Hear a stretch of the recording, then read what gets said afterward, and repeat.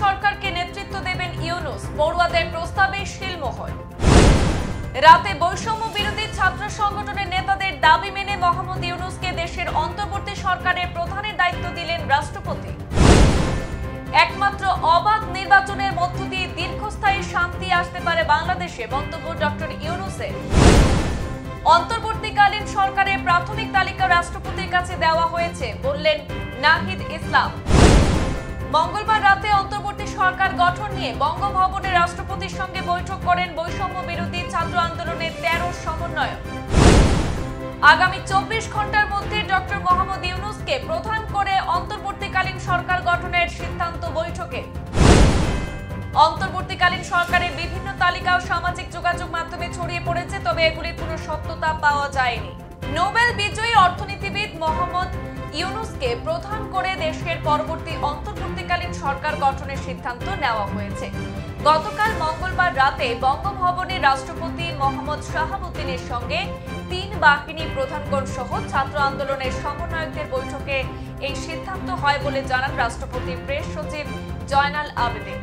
কোটা সংস্কার আন্দোলনের নেতৃত্ব দেওয়া বৈষম্য বিরোধী ছাত্র আন্দোলনের সমন্বয়কদের 15 সদস্যের একটি দল মঙ্গলবার সন্ধ্যা 6টায় বঙ্গভবনে যায়। এর 1.5 ঘন্টা পর সন্ধ্যা 7:30টার দিকে বঙ্গভবনে প্রবেশ করেন 3 বাহিনীর প্রধানগণ।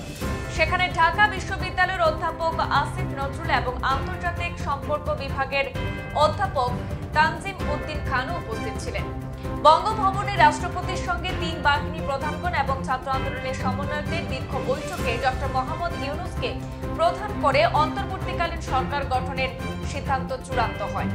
বৈঠক মধ্যরাতে শেষ হলে পরে সেখানে বঙ্গভবন থেকে বেরিয়ে বৈষম্য বিরোধী ছাত্র আন্দোলনের সমন্বয়কদের পক্ষে সাংবাদিকদের সঙ্গে কথা বলেন সমন্বয়ক নাহিদ ইসলাম। তিনি বলেন, তারা অন্তর্বর্তীকালীন সরকারের প্রধান হিসাবে ডক্টর মোহাম্মদ ইউনূসের নাম প্রস্তাব করেছেন। রাষ্ট্রপতি তাতে সম্মতিও জানিয়েছেন। এছাড়া অন্তর্বর্তী সরকারের বাকি সদস্য কারা হবেন সে বিষয়ে 15 জনের নামের একটি তালিকা তারা দিয়েছেন, যেখানে নাগরিক সমাজ সহ ছাত্র প্রতিনিধিত্বও রয়েছে। খুবই দ্রুত সময়ের মধ্যে এই তালিকা নিয়ে বিভিন্ন রাজনৈতিক পক্ষের সঙ্গে আলোচনা করে এটি চূড়ান্ত হবে। তারা আশা করছেন 24 ঘন্টা বা তার দ্রুত সময়ের মধ্যে অন্তর্বর্তীকালীন সরকার চূড়ান্ত হবে। আজ বুধবার কিংবা কাল বৃহস্পতিবারের মধ্যে অন্তর্বর্তীকালীন সরকারের প্রধান হিসাবে ডক্টর ইউনূস দায়িত্ব নিতে পারেন বলে সরকারি সূত্রগুলো বলছে।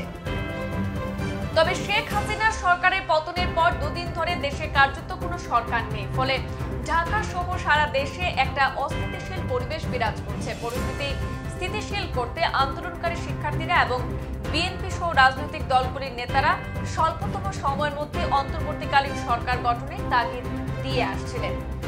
বিএনপি, জাতীয় পার্টি, জামায়াতে ইসলাম এবং গণতন্ত্র মঞ্চ সহ বিভিন্ন দল এবং জোট যারা গত সোমবার রাষ্ট্রপতি এবং সেনাপ্রধানের সঙ্গে বৈঠক করেছেন, তাদের ডক্টর ইউনূসের ব্যাপারে সম্মতি আছে বলে দলগুলির সূত্রে জানা গেছে।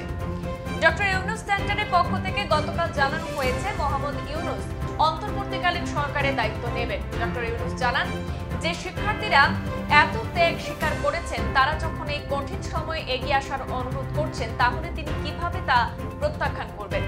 ডক্টর ইউনূস বর্তমানে ফ্রান্সের রাজধানী প্যারিসে রয়েছেন। আজ কিংবা আগামীকাল তিনি দেশে ফিরবেন বলে জানা গেছে। এরপর তিনি অন্তর্বর্তীকালীন সরকারের প্রধানের দায়িত্ব নিতে পারেন। তবে সরকারের অন্য উপদেষ্টারাও একই সঙ্গে দায়িত্ব নেবেন নাকি পরে দায়িত্ব নেবেন তা এখনো চূড়ান্ত হয়নি। অন্তর্বর্তীকালীন সরকারের সদস্য সংখ্যা কত হবে, কারা এতে জায়গা পাবেন, এ নিয়েও রাজনৈতিক মহল ও দেশের মানুষদের মধ্যে নানা জল্পনা কল্পনা রয়েছে। ইতিমধ্যে দেখা গেছে বিভিন্ন তালিকাও সামাজিক যোগাযোগ মাধ্যমে ছড়িয়ে পড়েছে, তবে এগুলি কোনো সত্যতা এখনো পর্যন্ত পাওয়া যায়নি। তবে ডক্টর মোহাম্মদ ইউনূস যেহেতু সরকার প্রধানের দায়িত্ব নেবেন, ফলে সরকারে আর কারা থাকবেন সে ব্যাপারে তার মতামত প্রয়োজন হবে।